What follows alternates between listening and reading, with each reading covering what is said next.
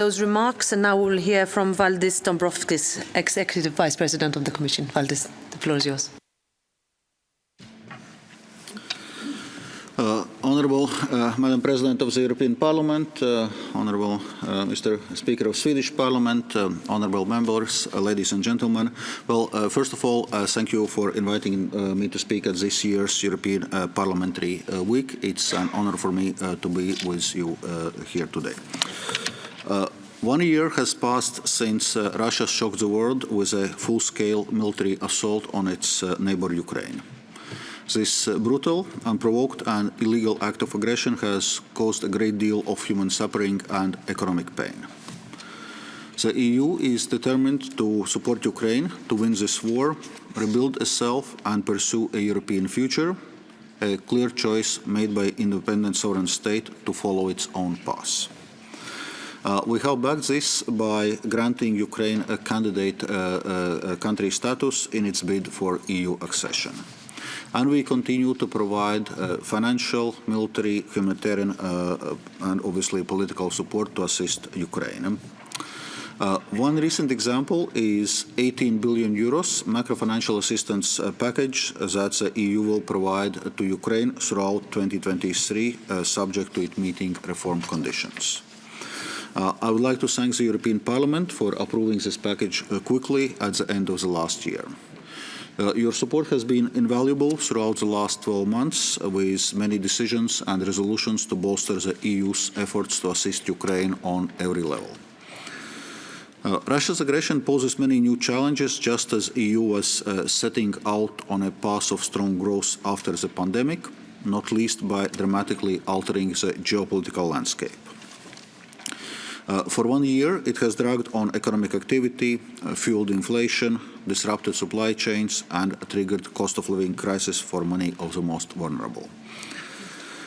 Ukraine's victory in this war would help enormously to relieve the economic pressures both in Europe and globally. The EU was first in line among advanced economies to take the hit, not only because of our proximity to Russia and Ukraine, it's also because we depended heavily on Russian fossil fuels for our energy supplies. We have taken a number of measures to change that situation, including the Repower EU plan, which aims to diversify the EU's energy mix and boost the share of renewables. And the plan is working. There are now more promising signs of Europe's economy, so we are now somewhat more optimistic about the prospects for this year. We have managed to avoid recession, and inflation is starting to cool off after hitting record highs last autumn. Oil and gas prices are lower, helped by our full gas storage and relatively mild winter, with consequently lower energy consumption. We can also see that the price cap imposed on Russia's oil is working successfully. However, we are not out of the woods yet. We still face multiple challenges and great uncertainty due to Russia's continued war against Ukraine. Across the EU, many people continue to struggle. Our companies face competitiveness issues, particularly smaller ones. So we are working to protect those most expected to high energy and food prices. Member States have provided income to support to those whose purchasing power is most under threat and to the worst affected businesses. However, as energy prices fall back, it's now important to properly scale the support measures and improve the targeting of those measures. This is important because continued increases in public spending will fuel inflation and force the European Central Bank to increase interest rates even further. Fiscal policy and monetary policy should not work at cross purposes. Each policy has its own objectives, but we can achieve better results if both of them work hand in hand. So fiscal policies would need to become more prudent. They should prioritize rebuilding the fiscal buffers and underpinning balanced growth. This will put us in a good position to tackle future challenges. Looking ahead, we need to press ahead with designing the EU's fiscal rules for the years ahead. As you know, Member States are now discussing how to make the EU's economic governance more effective in the face of new realities and challenges. We have also held valuable debates with the European Parliament. The challenges of the green and digital transitions, strengthening our economic and social resilience, and the need to ensure our energy security will require us to undertake major investments and reforms for years to come. So it is vital that we have credible rules that ensure public debt sustainability across the EU and sustainable growth. We want all Member States to have sustainable fiscal positions using tailor-made combination of fiscal adjustment, reforms and investment. To have a greater medium-term focus based on Member States' own fiscal structural plans, better reflection of country-specific public finance challenges in the design of these plans, more dynamic surveillance of macroeconomic imbalances, allowing for earlier detection of emerging imbalances. National medium-term fiscal structural plans are the cornerstone of Commission's proposed framework. We want to see a better reflection of country-specific public finance challenges in the design of these plans, and we want to see more dynamic macroeconomic surveillance, as I said, allowing for earlier detection of emerging imbalances. In all cases, a number of clear common EU rules should be respected. The reference values enshrined in the treaty remain valid, 3% of GDP for public deficit and 60% of GDP for public debt. This will ensure public debt sustainability across the EU. Our aim is for all Member States to reach sustainable fiscal positions, combining fiscal adjustment, reforms and investments according to their circumstances. We favour allowing Member States more leeway to determine their fiscal policies and the right policy combination to bring about a reduction of debt. This should improve ownership and therefore compliance.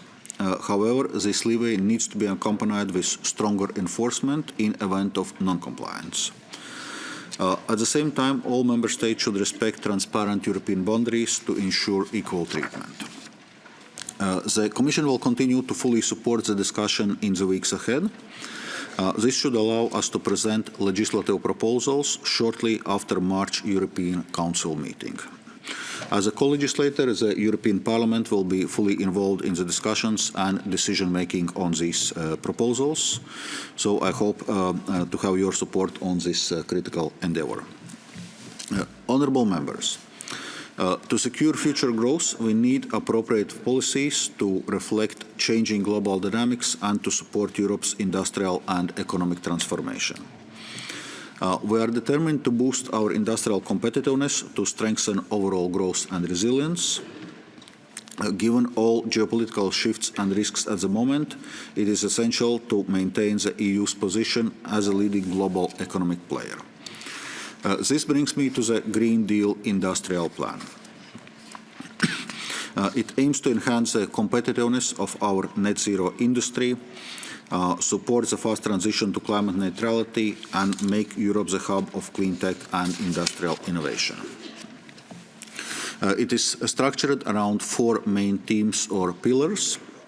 First, creating more predictable and simpler regulatory environment that allows us to scale up development and use of clean technologies. Second, stimulating investment and financing of clean tech production. We want faster and simpler access to national and EU funding, which we plan to achieve by making temporary changes to certain state aid rules. Third, making sure that workers get the skills they need to succeed in the green and digital transition.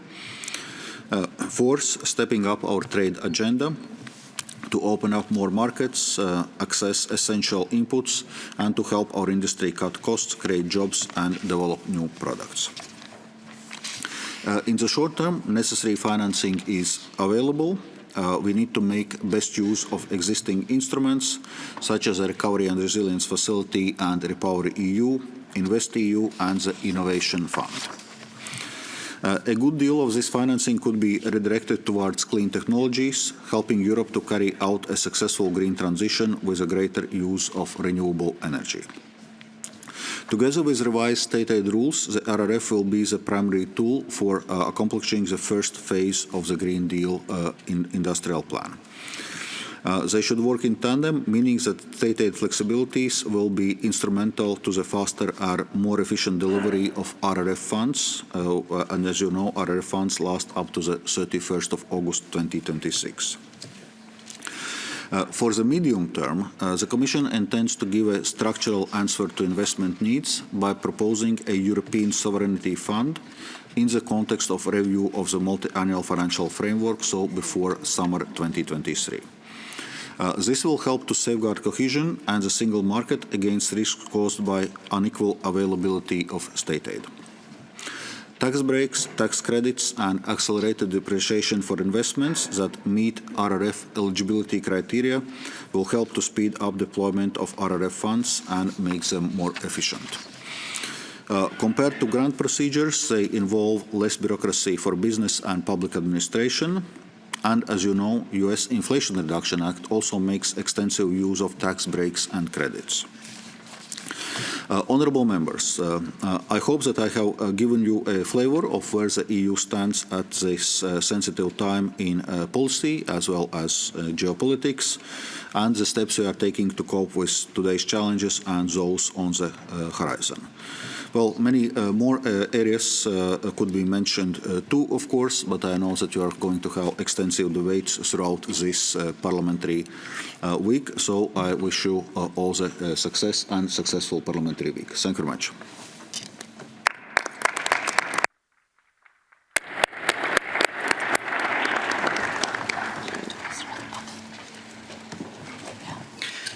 Thank you, Vice President Dombrovskis, for your introduction and for your insights. Now we will have the opportunity to see and listen to a video message from Mr. Mathias CORMANN, Secretary General of the OECD. Please start the video. Colleagues, friends all, thank you for inviting me to open your meeting today with a few words about the economic outlook. In short, while we continue to pay the price for Russia's war of aggression against Ukraine, especially in Europe, the outlook for 2023 is somewhat brighter than what we expected it to be towards the end of last year. The growth in the euro area reached 3.5% in the end last year, and we may well avoid a recession this year. We are in fact forecasting growth of 1.4% in 2024. Europe's resilience was boosted by several factors. In the wake of Russia's war of aggression, the European Union and indeed EU countries acted decisively to diversify energy supplies, reducing the share of Russian gas in overall EU gas imports, down from about 40% before the war to less than 7% at the end of 2022. A mild winter has also helped, making it easier to cope with the disruptions in Russian gas supplies. Businesses and households across Europe did their bit by actively conserving energy. During the second half of 2022, businesses and households reduced their energy usage by a very significant 20%, down to 1,250 petajoules in November, compared to an average of about 1,500 petajoules during the same period in the years between 2017 and 2021. As a result of these collective efforts, gas storage levels in Europe stood at 84% capacity in January, compared to an average of about 70% at the same point in time over the last 4 years. Lower demand and stronger than expected supply helped to reduce gas prices quite significantly as well, down from about 350 euros per megawatt hour last summer to about 50 euros in February this year. These lower energy prices are helping to bring inflation down from its October peak of 10.6% to about 8.5% in January. We still have a way to go in timing inflation properly, but the trend certainly would appear to be our friend. Some of the easing of short-term pressures is of course welcome, but we must also remain focused on our core structural reform agenda and some of the structural reform challenges in front of us to help boost our resilience to any future external shocks. First, we must get stronger growth back on track, which will mean boosting productivity by supporting investment, research, innovation, skills development, optimizing workforce participation levels, broadening the uptake of digitalization by smaller firms, and by promoting competition. Over the past 2 decades, productivity growth has slowed across OECD economies, reaching less than 0.5% annually in the years before the COVID-19 pandemic.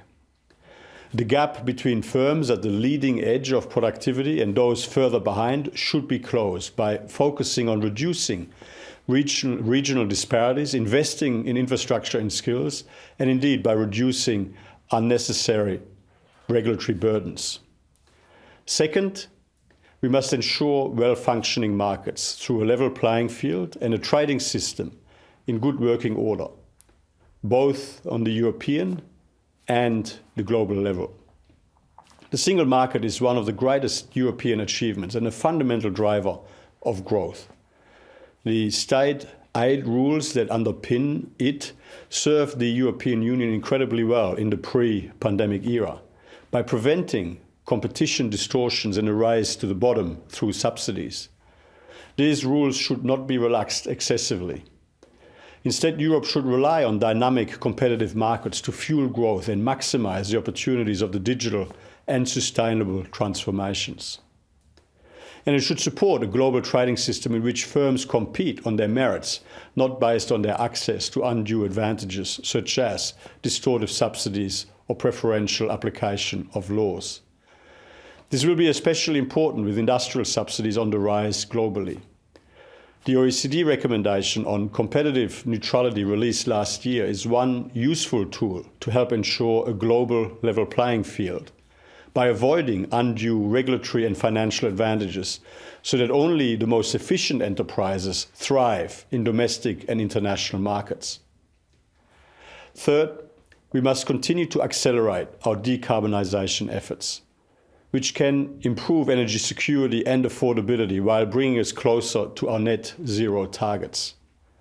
This will require the right mix of fiscal and regulatory tools and for countries to share their experiences with one another on what works and what doesn't as they undertake this massive, unprecedented transformation. The OECD's new inclusive forum on carbon mitigation approaches, which had its inaugural meeting earlier this month, is designed to help optimize the global impact of individual countries' efforts to reduce emissions by facilitating data and information sharing, through evidence-based mutual learning, and through inclusive multilateral dialogue. We must also not forget that in the short run, the sustainable transformation will have redistributive effects. Well-designed policies to facilitate workforce transitions and to support regional industrial transformation are key to ensure the opportunities created by the sustainable transformation are widely shared. Fourth, we must continue to seize the many benefits of the digital transformation while better managing some of the risks, challenges, and disruptions associated with it. Enrollment in science, technology, and engineering education must be strengthened across Europe to ensure the workforce is prepared for the opportunities of the future. At the same time, the European Union will need to continue to show its leadership on effective policy responses to the challenges digitalization poses for cybersecurity, privacy, competition, tax policy, and more. Finally, we must address the impact of population aging. Population aging is good news in many ways, but it is also a drag on growth through its impact on workforce participation levels and productivity, and hence, if unaddressed, will lead to lower government revenues at a time of increased aging-related social and health-related expenditures. There are several tools available to cushion the impacts of this trend. As we live longer, we need to work longer. Lighter retirement should be rewarded, and age discriminatory policies and practices should be removed. Governments must improve the employability of workers throughout their working lives, including by addressing skill obsolescence among older adults. Strikingly, only 24% of older adults participate in training, compared to 47% of young adults in OECD countries. We need to drive that cultural change towards lifelong learning, and necessary pension reforms need to be coupled with policy measures to tackle labour force shortages, reduce barriers for older, healthy employees to stay in the workforce, including through lifelong learning and skills development. And we must leverage skilled immigration. Indeed, migration is another tool to help address some of the impacts of population ageing on our economies. Between 2005 and 2015, immigration accounted for 91% of the labour force growth in the European Union. In Italy, over the same period, the labour force would have declined without immigration. In closing, despite the continued challenges in front of us, there are reasons for optimism. Yes, we must continue to address short-term pressures intelligently. We must also tackle longer-term structural reform challenges. Open dialogue and the exchange of experiences will help us to tackle these challenges together, including through gatherings such as this one. I wish you a positive, productive, and fruitful meeting. Thank you.